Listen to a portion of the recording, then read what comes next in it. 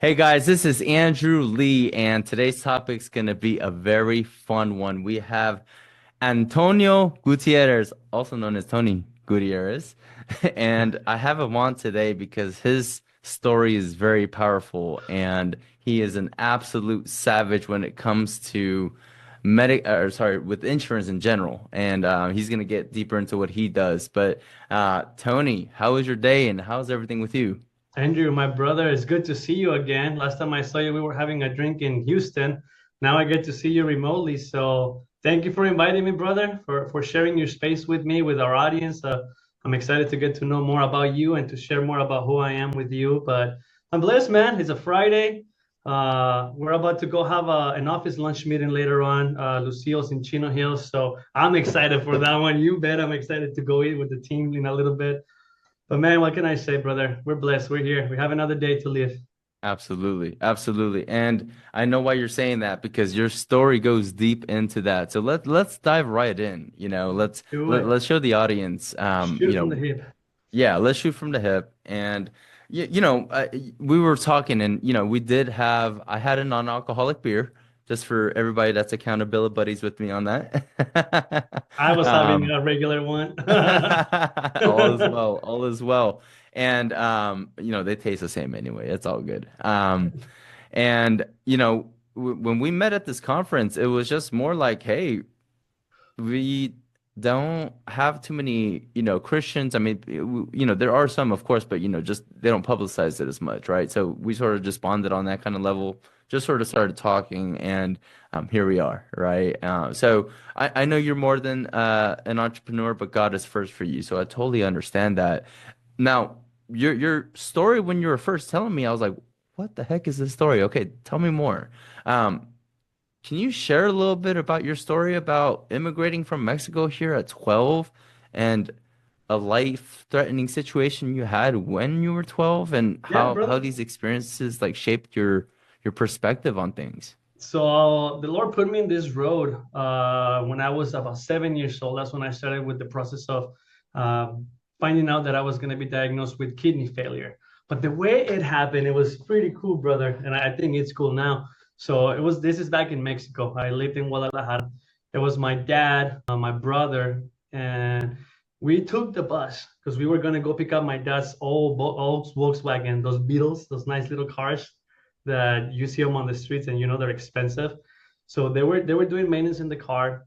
We took the bus ride, about a 20-minute bus ride.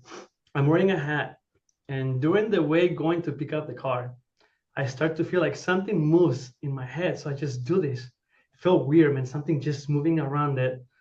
And I didn't make anything of it. And it happened again. So I remember like doing this to the hat in my head. And we get to the place, we get to the mechanic shop, we pick up the car, we jump in the car, we start driving back home.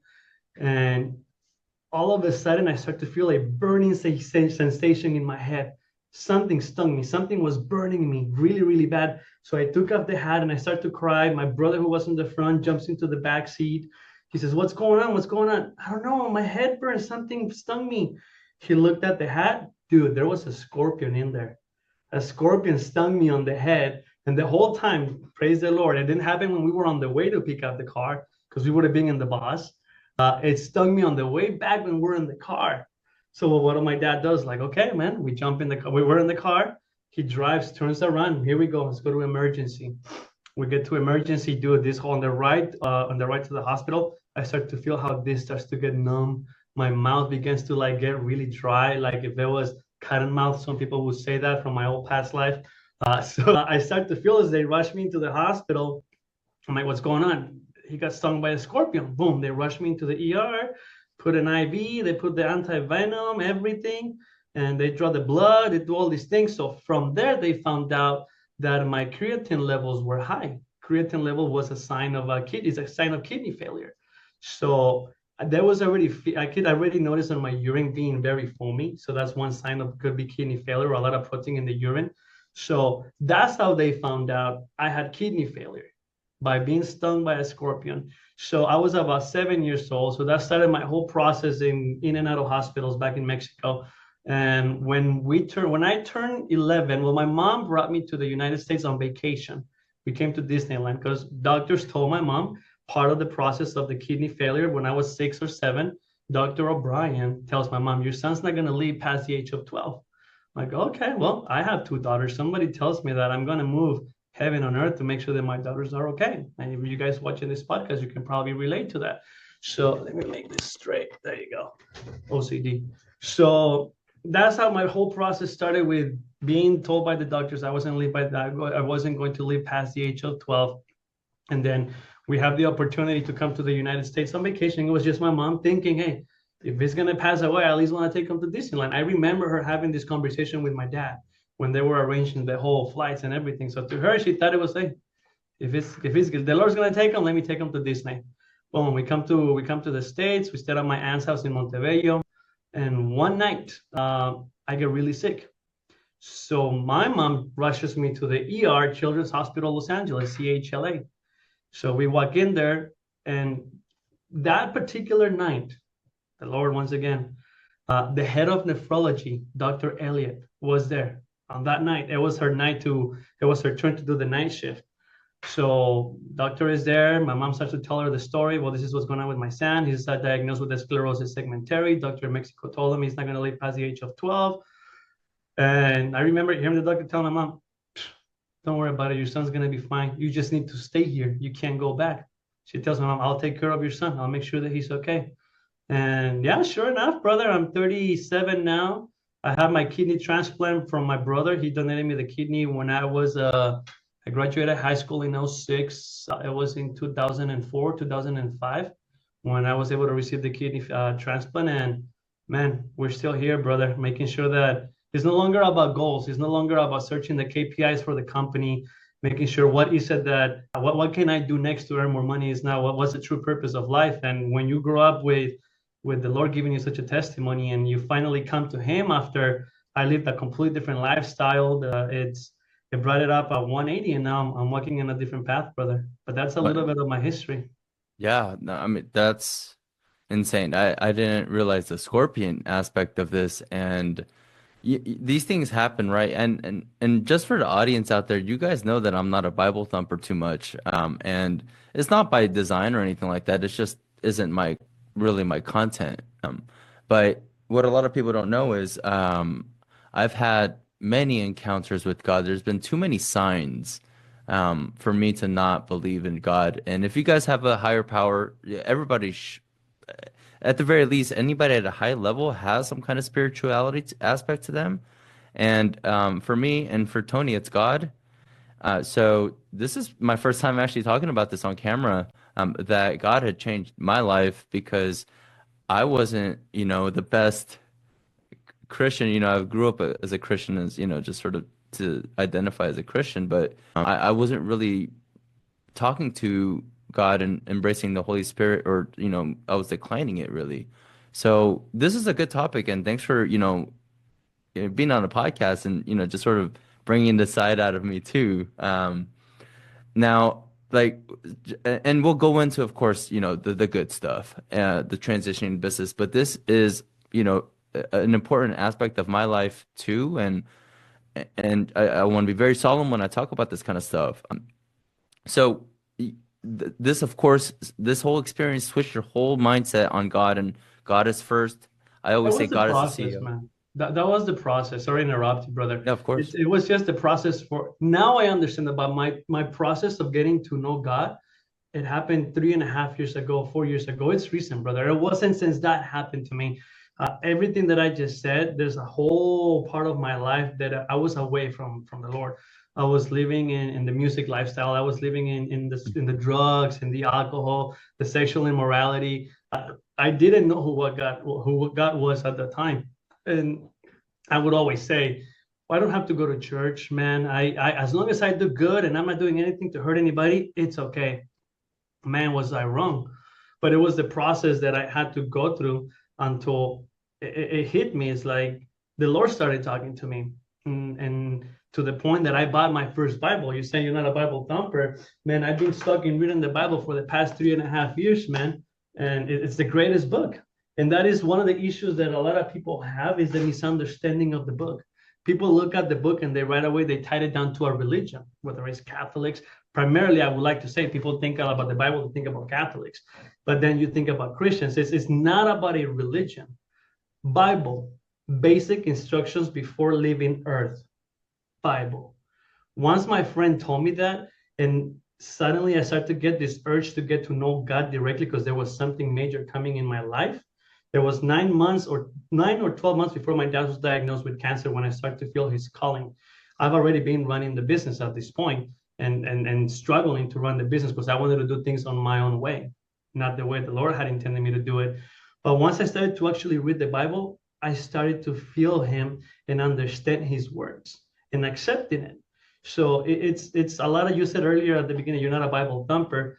It's not about being a Bible thumper. It's just trying to really build a relationship with them. Forget about the religion flags. Forget about that. Just seek him directly. And that is a lot of the issues that humanity is going through right now, is we lose sight of what really is to be in this earth. And we made it all about profits. We made it all about cars. We made it all about the materialistic. It's the spiritual life, and then there's this life as well. And we've been distracted with so many different things that we forget to build a spiritual life. But then the Lord knows his people, the Lord knows his sheep, and we know him. And those that know him, it's up to us to do what we're doing right now. And I'm so glad that you said this. I'm bringing this out of you. It's not me, Andrew, bringing this out of you. It's the Lord that had already been putting the call for you to do it. But a lot of us hold back. This happened to me. I didn't want to do that. I didn't want to come and talk about God because, man, people are going to stop following me. People are not going to be paying attention. I'm going to lose business. I would much rather lose that than to lose the Praise Lord. God. And I just made Amen. let me share this with you. Literally, I just made this video yesterday. Where is it at? Matthew here. Matthew 26, for what will it profit a man if he gains the whole world and forfeits his soul? Or what shall a man give in return for his soul? I gave my soul to my business for such a long time. And I didn't want to talk about the Lord. I didn't want to use the platform that he had been creating because I was afraid that I would lose business. For what will the man forfeit his soul? We're forfeiting on our soul and salvation for what other people are going to think. Then who are we turning our back on? We're turning our back on God when we decide not to be vocal about it. Yeah. You get me? Now, it's not everybody's being called to do this, but that's the call that I've had. And it just so happens that he's using the business, a platform of business, after a decade running a business, over 50 agents working with organizations, 6 divisions, working with a lot of business owners. We've paid over $2.2 million in commissions since we started the company. We are already about a $10 million book of business. Once again, it's not about the business. I stopped chasing those goals. And once I turned my sight into giving him the attention, man, so many different doors are opening. So for you, brother, for Andrew, don't be afraid. Don't be No, afraid because you're going to trust gain a me. lot. Absolutely. And I'm not afraid. I'm very much not afraid. It's just I just never talked about it because it just never came up, and I never had a guest that really, is locked into this. Funny enough, we were laughing about this last night, right? Um, that I used to be so I was a music degree Oh, student yeah, as yeah, well yeah, yeah, too. yeah. But you were in Citrus College, and I was at UCR, so we're pretty, right close to each Yeah, other. yeah, yeah. And then you're like, I specialize in drums. I was like, me too. What Me the heck is too. going on? What And kind of yeah, drum set did you have, or you still have your drum set? I had a combination of everything, but it was a what is that? Gresh. It was a Gresh kit. Okay. No, it was sold a long time ago. It's a Gresh kit. It was modified. I had the jam blocks. I had the whole spread, the splashes, the crashes, the rides. I had everything. We had to learn the flams. We had to learn all the paradiddles and all the all that stuff, the Good marching band stuff, stuff, the man. jazz band stuff, and that was like my degree. I graduated with like a 2.5, granted, but like I'm not the best musician, so here I am, and I think that was for a good reason because. Like you, music was a good tool to sort of incorporate myself as a child, where I wasn't really feeling like I was doing too much with anything. And music Mhm. comes in, and I'm like, well, I have a natural knack for this. My dad was a singer at the LA Opera, Oh, so wow. I had a knack for it. It's a musical family. I mean, the guy's playing piano every day, singing. it was there. So it was just a matter of me just like, it's in my genetics, That's so cool, man. And the cool part is that yeah, I was in bands, I've had opportunities to play at cool places, and it's still to my heart. I mean, it's a muscle memory. It's like riding a bike. I could, jam out, whatever. We should jam one of these days. That's so But I thought that was really interesting because again, that lifestyle that's what put me on pause with God. That lifestyle, cool. right? I was a And here. Christian, but it put me on pause because I'm just like, all right, well, I'm just doing this. I was, funny enough, you said you were in a country band, it's sort of off brand, right? Off brand from what you're used to, maybe going from like a corrido or like a, kind of like No, so mariachi kind of we used style. to play rock. No, no, come on, dude. I'm not. Come on. I used to play rock en español, Spanish rock. Oh, That was okay, the my band bad. that we played on. It's okay. No, right. Dude, Okay. although I'll tell you what, though, those drummers that play corridos, man, these guys have amazing chops. Yeah, And I I see agree. how they play. I'm like, dude, there's no way I can do that anymore. I was never able to do that because I was more on the jazz, the rock, the blues. That was what I used to play. But you look at these guys, these drummers that are playing banda, whew, Yeah. man, It's insane. like yeah, they know what they're Insane. doing, and it's really fun. You said country music and it's like, all right, that's just what I got to do. I was in a reggae band. Everybody, Ooh. imagine this. Everybody has these dreadlocks. Man, Everybody, it's and a then there's complete different years, man. A complete yeah, different it's just wild, lifestyle. right? So, well, we say all this to say this. We've come a long way from that. Oh yeah, oh Um, yeah. No, man, but definitely. I mean, yes. So, I mean, again, I mean, that transition from that now because we had an event like I was, this was 5 years ago for me when I had this transformation. I was crying in the shower, seeking God because certain situations that happened in my life. Everybody is that has been born again knows this situation, right? God, if you're there, please, sort of as a wish granter at first, and then you have to God is going to tell you some way or another through trials or through grace, through some kind of good event or whatever the case is, you can sort of feel something and you're like, Yeah, whoa, I should probably listen right now. And I should probably just just stay that path, right? Of course, the world's gonna, push us in different directions. But now, how did that help with transitioning into your business? I always say that God is the CEO of my company, and yeah. I lost sight of that for a while, and then I tapped back into it. How did God, how did that shift happen when God came into your business? And then let's talk about transitioning into working on your business instead of in your business after that. So this was in the process of me building my relationship with God. Okay, I established the agency, Leto Financial, back in 2016. So I remember one day driving from Chino Hills to Yorba Linda, where we used to have the office, and I'm driving on I forgot the name of the street, but it's the Canyon Road. I would tell myself so many times, I'm not gonna ask God to help me. I'm not gonna ask Him to help me because that is selfish. How am I gonna come and ask Him to help me with the business when I've never come and ask Him or talked to Him before? How am I gonna ask Him to help me? And I'm not lying, Andrew. I had this predicament for about a month and a half, 2 months that I would drive and I will hear the calling, involve me in your business. I would say to myself, I'm not gonna do it, not knowing that it was Him telling me to do it. So one day I'm driving, brother. I'm like, you know what, God, I can't do this anymore. I'm done of doing the same thing over and over, and I'm not getting the results. I don't know what I'm doing. I need you to help me. That's when I finally let him come into the business. And short after that, I came across Proverbs 3:5-7. Trust in the Lord with all your heart and do not rely on your own understanding. Seek him in all your ways, and he will guide you on the right path. Do not consider yourself to be wise and walk away from evil. Break this down into biblical business. Trust in the Lord with all your heart. When we go in business, we have faith that, hey, I'm going to start an agency and I'm going to make sure that this agency is going to provide with money. But we're having the faith primarily on whom? On ourselves, because we're relying on our own understanding. Trust in the Lord with all your heart, and do not rely on your own understanding. Any business that we just want to rely on our own understanding, man, we're setting that business up for failure immediately. I agree. I you agree. know and then The this is the next foundation. part that hit me, because this was used to be me. Do not consider yourself to be wise. Oh boy, that I think I knew it. Oh, that I thought I was a shit, dude. I used to play in a band. I used to have all the groupies. I used to be known. I thought I knew everything. But man, was I wrong, because I would consider myself to be wise, and I didn't walk away from evil for a long time. So once I came across Proverbs 3, 5 through 7, man, it's the foundation for a business. Trust in the Lord. I'll say it one more time. And then you think about your business. You think about everything that you do. I'm telling you, Andrew, not just the audience, but even the audience. Let me read it one more time slowly. And I want you to let that click and sink in with how you run your business today. Let me invite you to close your eyes so that we can do this exercise. Trust in the Lord with all your heart and do not rely on your own understanding. Seek him in all your ways, and he will guide you on the right path. Do not consider yourself to be wise and walk away from evil.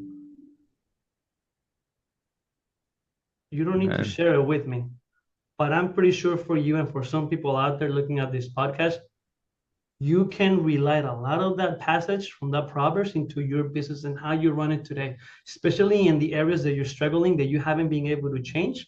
Boom, that's how it hit me. That's when I went from running the business on my own understanding to, okay, what is it that you need to do with me, Lord, through this business? Okay, one thing that I've always told the Lord since I built my relationship with him, not always, but 2.5 years, I've told the Lord, man, if you take this agency from my hands, and all I need to do is to dedicate my life to talk about you, man, do it. I'm sold. That's all I want to do. But man, have I realized that this is the platform that he has created so that I can spread the message. The difference is, am I willing to spread the message, or am I going to keep it whole? Am I going to keep it to myself? Yeah. You know, the Grand Commission, go out there and make disciples of others. Oh, man. Yeah. And if we have the relationship with them and we hold back, man, are we turning our backs on the Lord? Because he's creating this great platform in business. I'm not a pastor, but yet I'm brave enough to talk about him because I owe everything to him. And once I realized that, I started to understand and see, okay, let me work on the business from the outside looking in. Well, what have I been doing on my own understanding? I was doing everything from quoting, from prospecting, from CSR, from accounting, from marketing. I would do everything myself. But then I realized, well, there's only so much I can do on my own. So I started to identify what did my business needed, not what did I needed. What does Tony need? Tony needs money to make sure that I can pay the bills. Well, once I have a business, is well, my business needs money so that I can pay my business bills. It's not just my household, it's now my rent. My monthly expenses are about $50,000 to $60,000 every month. And that's including commissions. So it's not just about me anymore. But I was able to understand what was it that my business needed, and I started to work on it. Now, what was the counter effect of that? My income took a dive. I stopped selling a lot of the policies. I stopped making the late night calls to sell. I focused my time into, okay, let me build a team. Let me build a business. And that's what I like to say, the roadmap between, I wish you speak Spanish so that you would have seen the presentation in Houston, but I'm going to have a similar presentation coming up next in July. So you got to. Yes, you have an event in July. Do you want to plug that really quickly? Hey, everybody, welcome to Mixing. We have an event, we have a community here in Riverside, everybody. I know you might be in LA, but if you are a business owner or an entrepreneur, you don't have to be in insurance. This is us providing you the tools to help you how to work on your business. So it's not just hearing it from me, but we're going to have somebody come and talking to you about government funding, government contracting. I'm sorry. There's over $1 billion that we can all, this lady has landed over $1 billion in government contracting. We have another guy coming and talking about business funding, another gentleman talking about marketing using social media. And I'm going to talk to you about how to build a sustainable business, which is kind of what I'm talking about right now. July 17th, see you here. Follow Andrew, call me, contact me to send you the link. I'll be there. Space is limited. It's here at our office in Riverside. So boom. Moving on. Thank you for the space. Boom, boom. Love that. Love that. So go ahead. You got something? Yeah. So I mean, yeah, just to stay on the topic that you were just talking about. So just again, you focus on life insurance, more on the PNC side as well too. What other products are you specializing in? So me personally, Tony Gutierrez, I focus mostly on the strategy planning for a business. Advanced financial strategy planning and business strategies, helping somebody figure out how to structure the business. Now, within Leto Financial, we have 4 divisions. Employee health benefits. Primarily, we work with business owners. Employee health benefits. Now you're talking, okay, well, your HMOs, your ancillary benefits. That's one way that we help the business owners. But we all know when you offer these benefits to your employees, tax deduction, making sure that we're keeping track of the accounting. We manage the accounting for the companies as well. So I have two companies, a lot of financial and TG consulting. So another sector that we manage is the financial sector. Well, the financial sector breaks down into employee financial benefits. We do a lot of business succession planning. We do business valuations. We set up buy and sell agreements, but we also manage the company's financials. Because once we understand what the company's numbers are, now we come and we implement these different strategies that we work with. Okay. We also have a commercial division. So we manage the business owners, workers' compensation, the general liability, anything that has to do with them P&C. And we also have a transportation division, trucking, 18-wheelers, when you see them driving around there. So everything, when we work with the business owner, whether they have a fleet, we manage everything from there, from their accounting, from their employee health benefits, their everything that I just mentioned. That's what Little Financial does. But how do we find out what does the business needs? Remember what I said earlier is I stopped paying attention to what I need, and I understood what my business needed. That's a mistake that a lot of entrepreneurs make. They don't pay attention. They don't grow their business because they don't understand what are the business needs. It's a completely different ballgame to become a CEO. I consider I'm the CEO of the company. I went from being a solopreneur to being a business operator to a CEO and now a business consultant. It's following that timeline. But I can tell you I've done this not because of my own doing. It's the Lord has allowed me to understand and give me the clarity on what I had to focus on to build a company. Then now it allows me to go and speak these words instead of having to dial for dollars all the single time. Right. Mm-hmm. So a lot of delegation and Yes. hiring and good coaching and culture all wrapped Yes. into one is what we're all striving for, really, right? Yeah. And it seems like you're crushing it on that. So that's very good to hear. With your culture, let's talk about culture and employee retention. What kind of strategies do you think that are going to be the most effective for keeping high quality employees engaged and loyal? First thing is you have to listen to them. Make them a part of the culture. Don't just make them follow the culture. High paying individuals, somebody who's a key employee, they don't see them as employees, see them as your strategic partners, which is what every business needs. We need strategic partnerships. Once you've identified the strategic partnership and you treat it like such, okay, what can you do for them? Well, maybe we're going to implement benefits. Maybe we're going to implement a profit sharing plan for them. Maybe we're going to increase their employee health benefits. Now you start to think about all of these different policies that we sell, brother. It's all right there, especially on the financial side. You know, you can do a non-qualified plan or non-profit sharing plan in which you can allocate a higher percentage to that particular person versus somebody who's not a key strategic plan, a strategic partner of the company.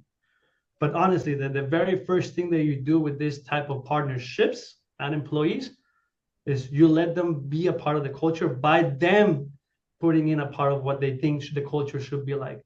Because when they come in and they plug in their 2 cents, they know they're a part of it. They're not just here to listen to the boss.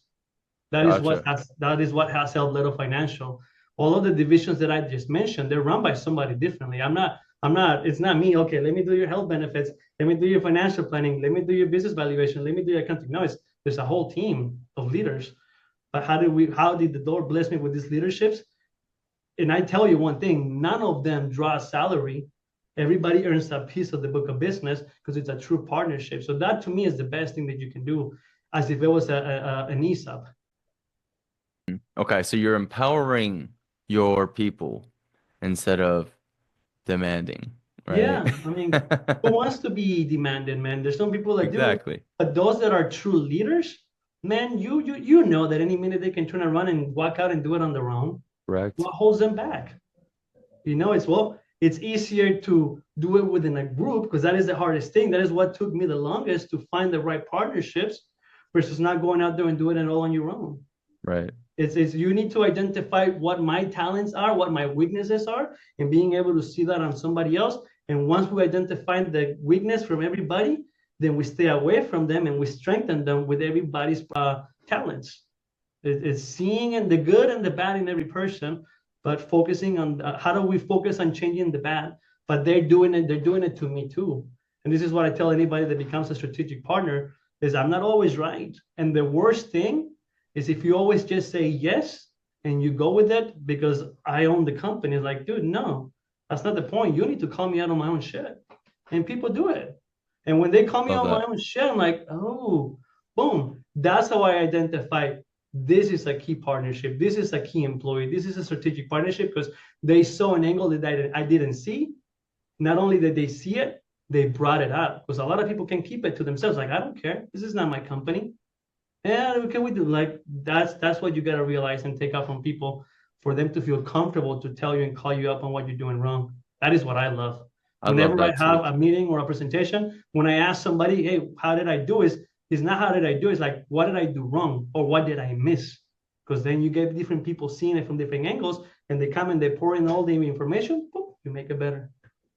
Love that. Yeah, no blind sides because you have a team behind you. I love that. I very much love that. Let's get into some of the topics that you specialize in. So let's start with advanced tax strategies and financial efficiency, right? So what kind of advanced strategies do you have employed in your business to help others in their business save significantly on taxes? That's something I'm working on So too. it depends, man. It's like any registered financial consultant or advisor, financial planner.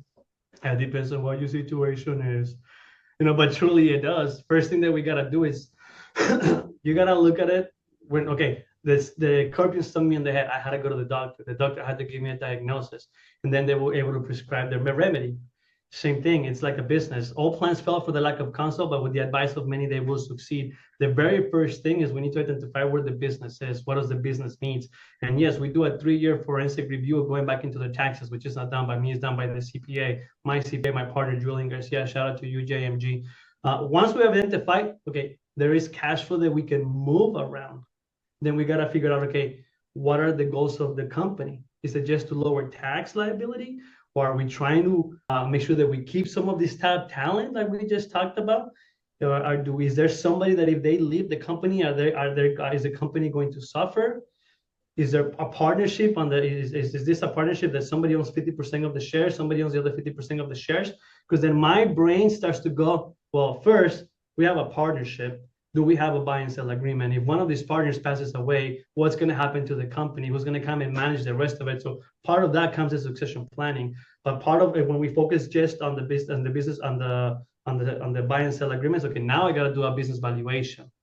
Is it what the company needs? Maybe, maybe not. Well, now, okay, we have a company that is netting $200,000 and their tax bill was $40,000. Shit, what's your CPA doing? Why are you paying so much in taxes?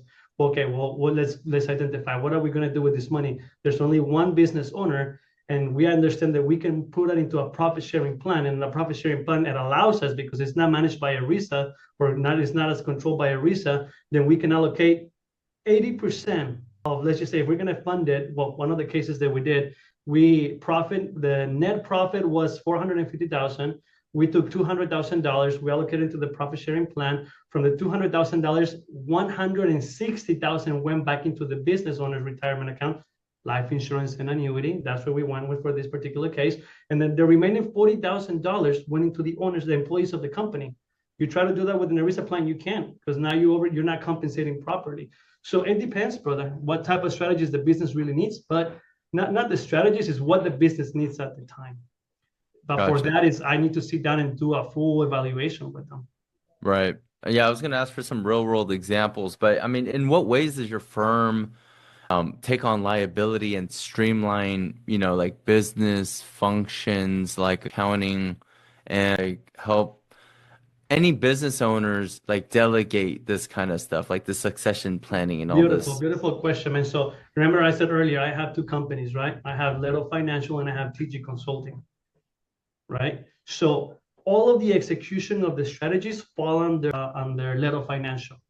The buy and sell agreements, the annuities, the commercial insurance, the employee health benefits.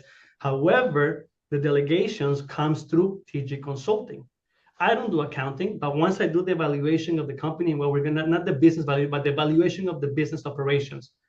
Well, we've identified that the owner is doing most of the tasks themselves. They don't have an accounting team, or they're not happy with their accounting team.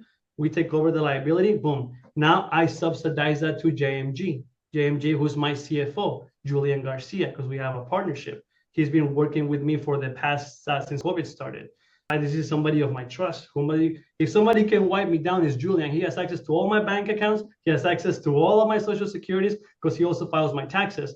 But the problem for a business owner, sometimes they're so focused, they have tunnel vision, operating and doing everything. They don't have the time to understand, man, if I stop doing this, if I delegate this, I'll be able to grow the business working in the business. So this is the perspective that I bring on under TG Consulting. Okay, we can take this liability from you. You need marketing. Okay, we need to implement marketing strategies. I have a whole marketing team. Well, what is it that you want to focus on? Is it more advertising on social media or PPC, Google paid campaigns? Boom. Nathan, social risk. He's a crack at these things. He knows how to run this information. So I have a whole team behind me. Somebody needs legal assistance. Boom, I have a business attorney. But once again, is people don't know who to delegate, or if they try to do everything in-house, sometimes it's more expensive because now you have to pay employee taxes. Now you got to increase your payroll. Sometimes it's easier and a lower cost and less liability for them to subsidize that or just send that business to somebody else, not subsidize that. Subcontract. You subcontract that. So we can take on a lot of the liabilities for these companies under TG Consulting, which once again, the very first step is sitting down on a one-on-one. Let me look at your business from the outside looking in. And that's where a lot of people have egos. They don't want somebody else to come in and look at it. But I'll bring it back again to biblical principles. Trust. All plans fail for the lack of counsel, but with the advice of many, they succeed. Just seek mentorship, man. That's all it is. That's a Being bar open right to there. I it. like that. That was a smooth line. Okay, I'm gonna But it's not a incorporate line, it's a proverb. It's a the proverb. proper. But once again, I started to bringing it back down to my own business. The Lord has been speaking to me to understand Mm, this is how you need to run your business. But now that I've learned this and I have accepted him to be the CEO and he's using me, I can see all of these things that a lot of people don't see it because we're focused on one thing. But my principles are not necessarily from an MBA. They're from the teacher of teachers, the doctor of doctors, you know? yep, and a But little bit of the school of hard knocks. yeah, a lot of that, dude. Not a little bit, a lot of that. I've Well, lost a lot of money trying to figure all these things out, man. well, that's the point, right? Fail until you fail, and then or Yeah, succeed, and then keep failing and succeeding. yeah. The rat race, right? And it is what it is as a business owner, and you got to balance that out with your family life as well too. So I know that that's something that's important to you. Um, how did you find the balance of family responsibilities and, your business responsibilities, let's say in the past 10 years? Goes back to the Lord. I wasn't balancing it. I was all about my business. Before I let him took control of everything, take control of everything, I will leave the house at 6. I wouldn't be back until 7 or 8. I was just at the house to eat, sleep, and leave. I didn't really have a relationship with my own wife because I was out there. A couple of things happened. I lost my dad. Once I lost my dad, that's when I realized, okay, the business is self-sustainable. What does that mean? I didn't come into the office for 2.5 months. Not only did I not lose money, I generated more revenue without me being there. That's when I realized I don't need to be as for what will it profit a man if he gains the whole world and forfeits his own soul? That's when I realized, what am I doing? I'm letting the company run my soul. And that was 3.5 years ago, Andrew. I've been in business for over a decade. I didn't know what the balance was. But now, with me coming closer to him, he has removed some of the stress that I had because I needed to figure out how to run the business. I leave everything to him. Last year was really tough, Andrew. And I'm being honest, yes, we're blessed with a really good business, but we still last year, not only did I lose $200,000, I had to go in debt $100,000, and I'm accumulating interest on some of those $100,000. Last year kicked my ass, but last year was the most peace that I have ever had because I know everything's going to be okay. I knew I had to go through that downfall because I was still in the process of stop making the money my idol. It was still till last year that the company was my idol, even though I had been building a relationship with the Lord for the past 3.5 years. But he had to take and knock me down a lot, but I always felt so much peace. Right now, thank the Lord, we're about to end the second quarter. We are already surpassing where we were last year at this point. So I know we're going to be okay. But I've never had so much faith and I never had so much peace like I do today. that I went in debt $300,000. I lost $300,000 last year. And not a lot of people can go through that. 300K is 300K. 100K is 300K. Yeah. So, but the peace that I had because of that, it allowed me to be more present with my family. That's how the balance began to happen. Like, you know what? Why am I stressing? I have my daughters, my 7-year-old, my 3-year-old. I have my wife. They're at home waiting for me. And here I am stressing. Like, so I was giving my family away. I was giving them away for this. It's not worth it. It wasn't worth it. So now this my daughter plays softball. I didn't lose any game. The only games that I lost, I take it back, were the playoff games because I was in Houston with you. I remember when we had the dinner at the restaurant, which, by the way, thank you for the whole Invictus team for putting that event together. Really good event. Keep on doing it. Absolutely. Don't stop. I know you're going to tag them. Hopefully they'll invite me to be a speaker on the next one. I love that. But I remember I'm at the bar with my father-in-law. I don't know if you noticed. I brought my father-in-law to the event. Yeah. We're on the edge of the corner. We're watching the softball game. Like I realized what's more valuable. It's my family. And when you're in business, it's hard to see that sometimes. Yeah. So how did the balance came is I didn't miss any games and the business is okay. And the business will be okay. Even though I lost so much money, it's okay. Because what really matters at the end of the day, when my dad passed away, when he transitioned to the next life, man, he didn't take anything with him. And we hear this all the time. Yeah. But we're so focused on, we had let the physical world control our life. Right. When you let the spiritual world control your life, everything becomes secondary. Even your business, even a $10 million business becomes secondary. Absolutely. There's no number. And then the higher the levels, the higher the devils, right? So, I mean, that's good. Well, I mean, that's the balance that I, seek in my life too. I have a struggle of, if I make too much money, how much is it going to change me, even though how much I have faith in God and, money we're still human at the end of the day, and we're in the financial sector.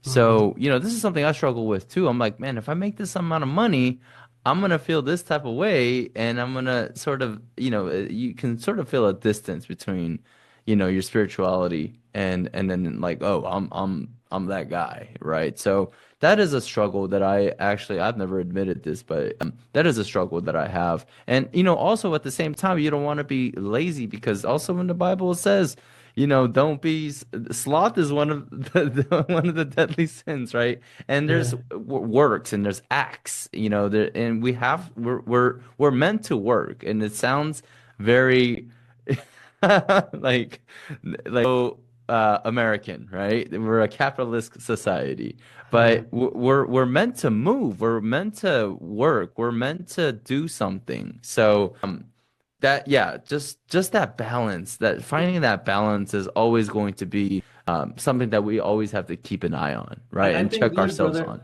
Look, it's not that complicated, because the Lord is not against us making money and doing all this. Yeah.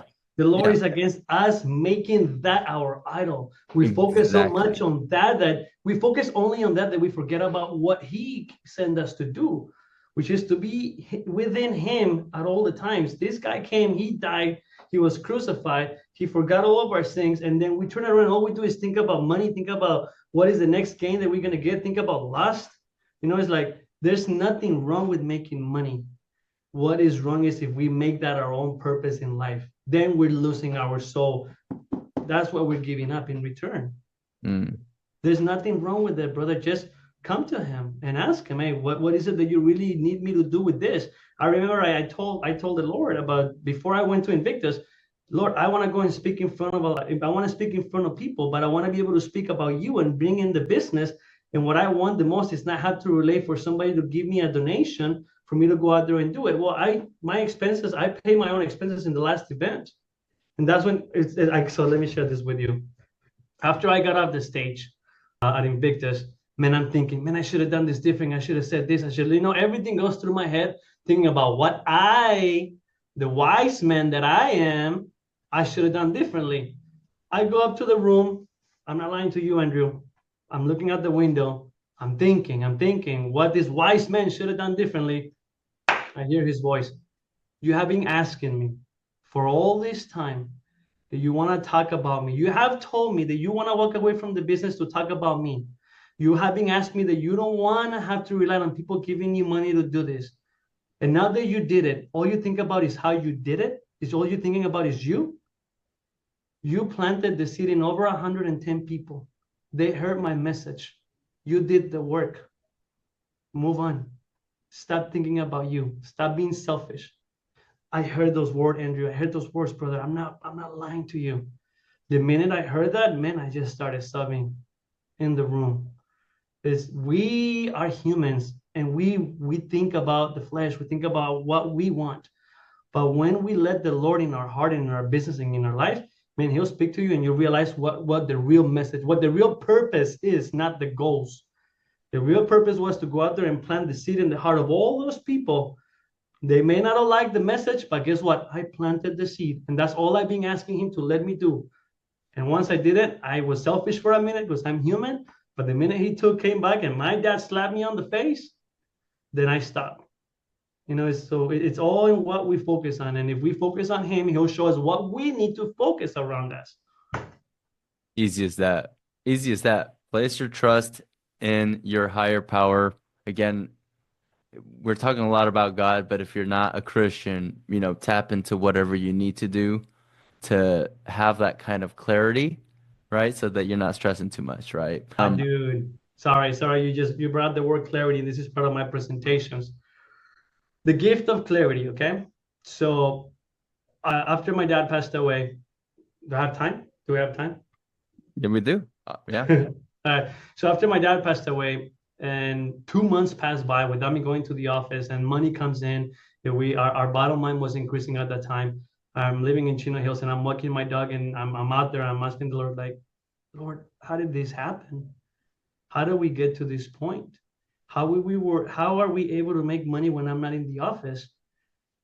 Talk to me again. First, I have, not me, the Lord, I have been showing you what you needed to do. I've been allowing you to identify what is it that you need to do physically. You've been seeing it. I have. You've been able to visualize. You've been able to identify what I need you to do to the point that it's so clear that you visualize it. You see what you've needed to do. You've been structuring the steps to make this happen.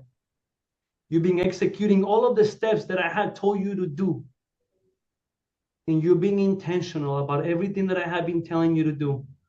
This is how you got this far. Once I realized, I'm like, whoa, the Lord just gave me the gift of clarity, which I was to see from the outside everything that he has been allowing me to do on his behalf. And that's when I hear this word. I just gifted you the gift of clarity, which once you accept it, once you are aware of the gift of clarity, man, it's so much easier to move through life, in business, in your personal life.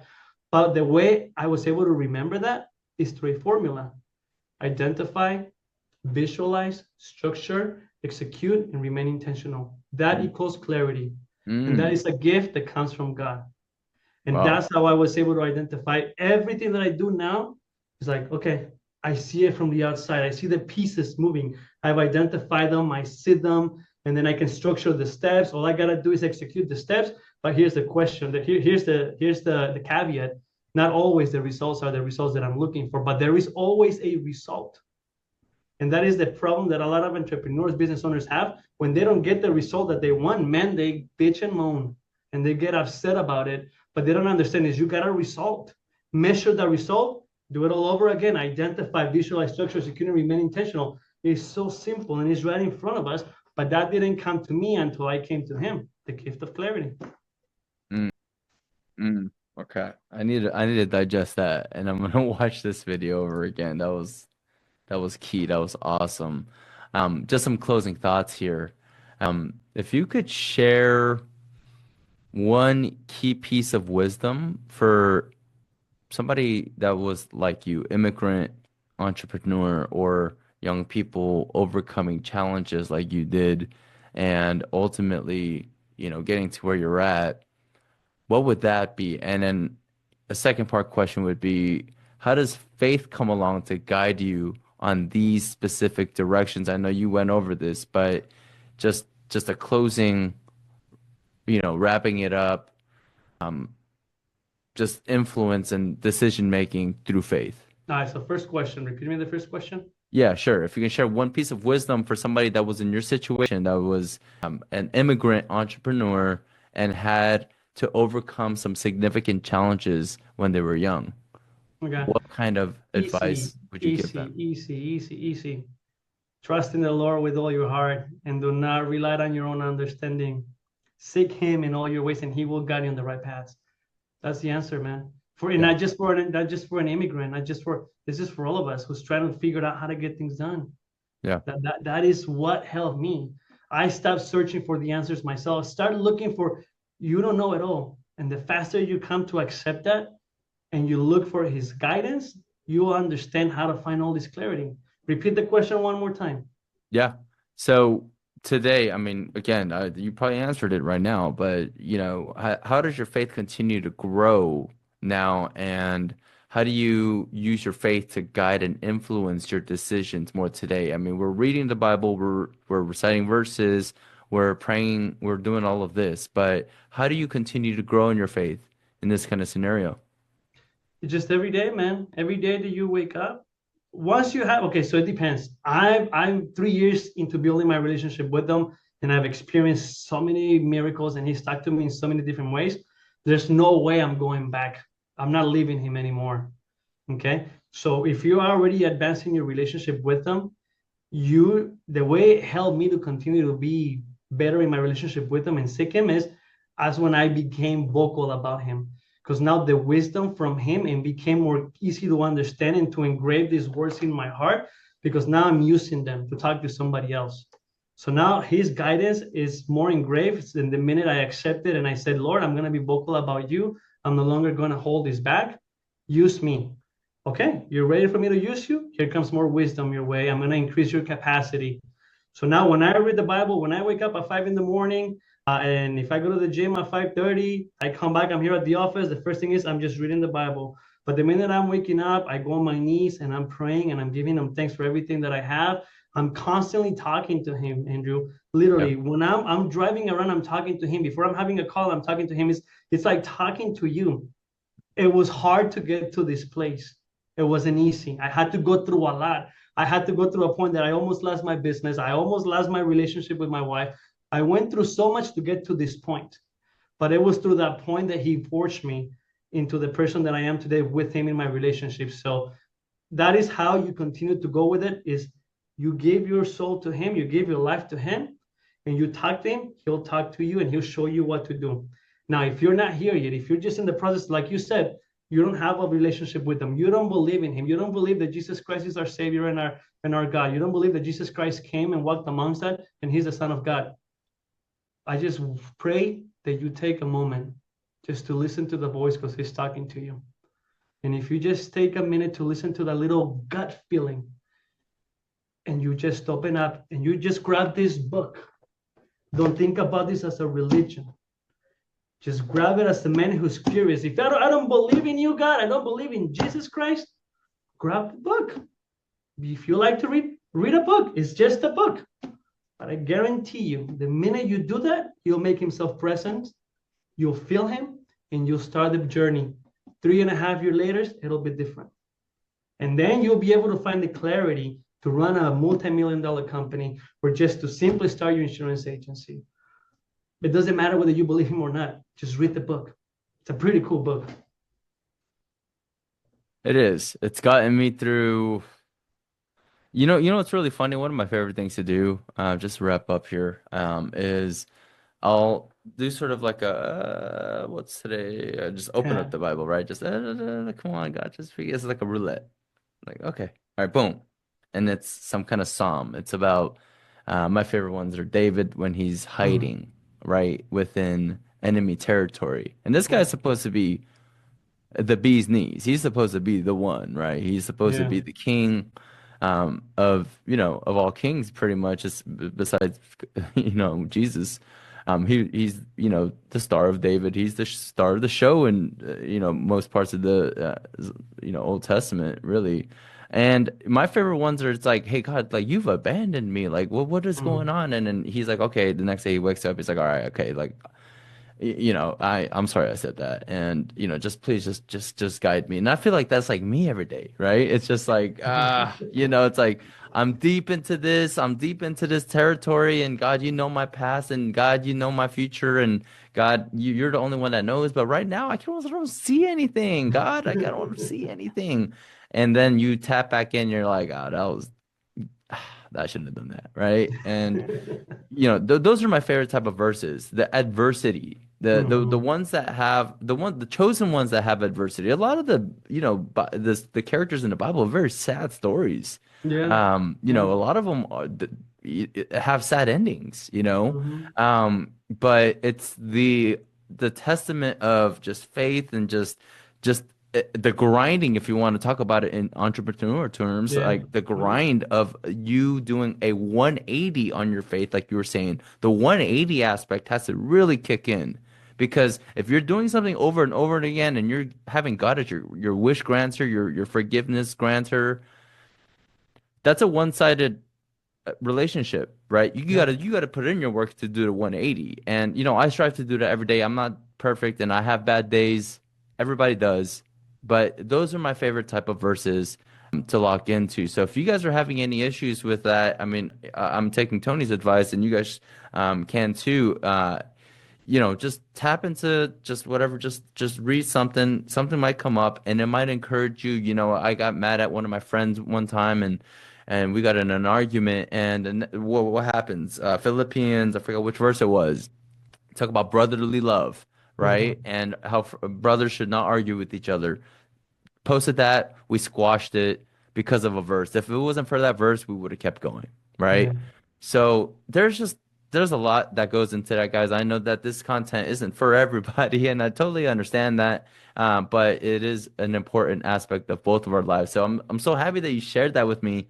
I'm so happy that you took the time to be on this podcast today. And this is a very interesting one today. So I really enjoyed spending time. I can't wait to spend more time with you at your event in Riverside and also at our event At your event the following week.